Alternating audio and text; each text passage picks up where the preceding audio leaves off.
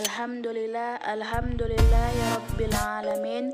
Assalatu wassalamu ala ashrafil anbiya'i wal mursalin wa ala alihi wa sahbihi ajma'in.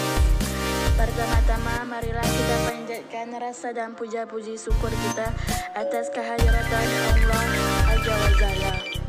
Karena kiranya Allah telah memberikan kita nikmat, beribu-ribu nikmat, bermacam-macam nikmat, hingga tak terhitung sampai hari kiamat.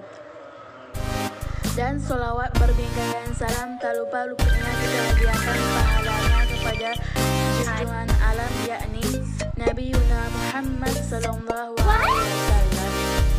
Langsung saja, di sini saya akan perkenalkan diri saya. Perkenalkan, nama saya Cut Maslina Mutia.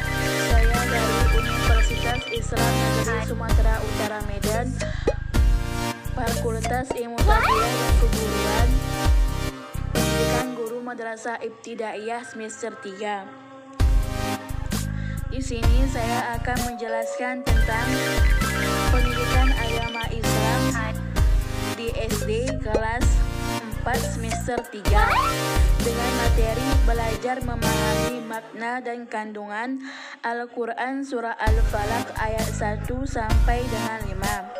Dan adapun tujuan pembelajaran ini adalah untuk memahami Al-Quran surah Al-Falaq dengan baik dan benar.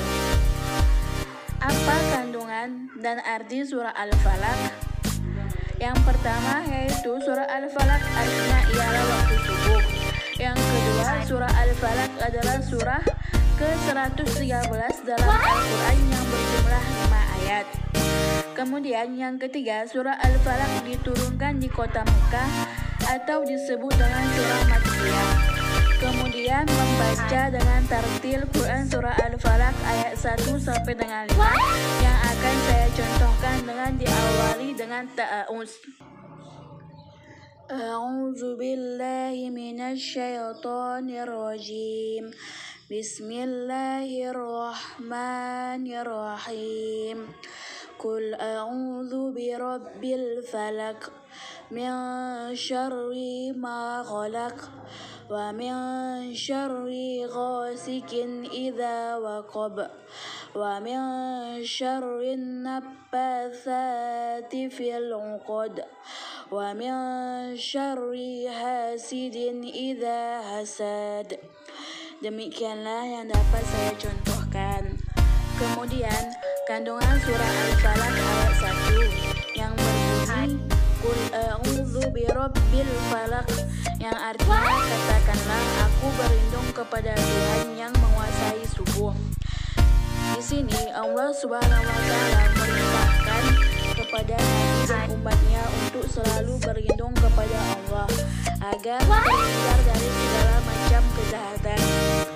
Kemudian kandungan surah Al-Falaq ayat kedua yang berbunyi min syarri ma khalaq, yang artinya dari kejahatan makhluk yang dia ciptakan. Di sini surah Al-Falaq mengandung isti'adzah atau permintaan perlindungan kepada Allah dari segala kejahatan makhluk. Makhluk ini bisa siapapun dan apapun, termasuk dirinya sendiri yang merupakan ciptaan Allah.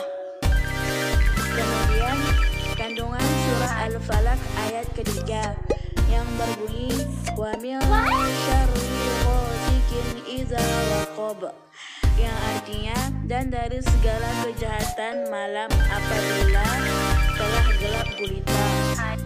Di sini surah Al-Falaq yang mengandung isti'adzah kepada Allah dari kejahatan di waktu malam, kejahatan sihir dan kejahatan orang-orang yang hasad. Meskipun ketiga kejahatan ini termasuk dalam kejahatan makhluk Allah. Kemudian kandungan surat Al-Falaq ayat keempat yang berbunyi wa min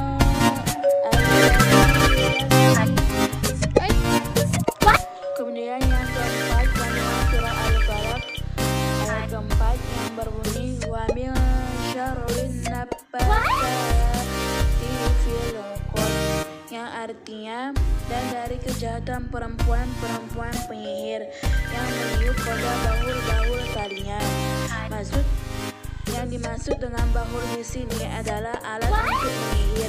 Bisa digunakan oleh penyihir ataupun dukun yang jauh dari agama Islam. Dalam surah Al-Falaq ini terdapat penjelasan bahwa sihir itu ada, dan karenanya manusia harus berlindung kepada Allah, bukan kepada selainnya.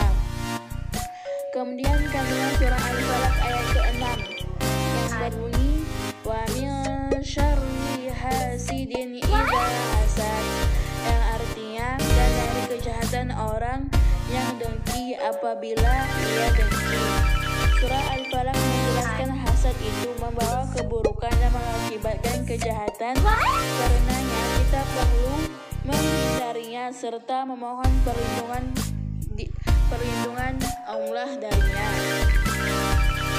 Ada kemudian kesimpulan surah Al-Falaq yang sudah dijelaskan. Yang pertama itu surah Al-Falaq artinya di waktu subuh. Terdapat dalam urutan ke-113 dalam Al-Quran. Terdiri dari 5 ayat, diturunkan di kota Mekah atau disebut dengan surah Makkiyah. Kemudian yang kedua, manusia harus selalu mohon perlindungan kepada Allah. Yang ketiga, meminta perlindungan dari kejahatan makhluknya.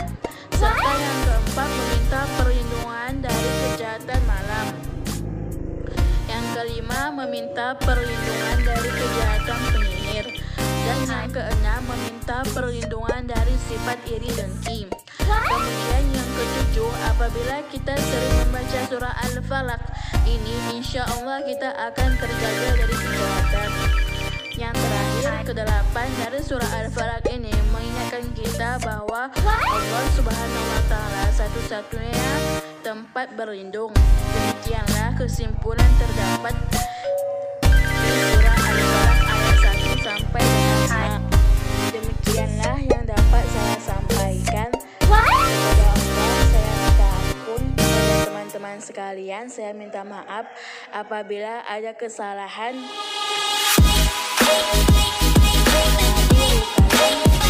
Assalamualaikum warahmatullahi wabarakatuh.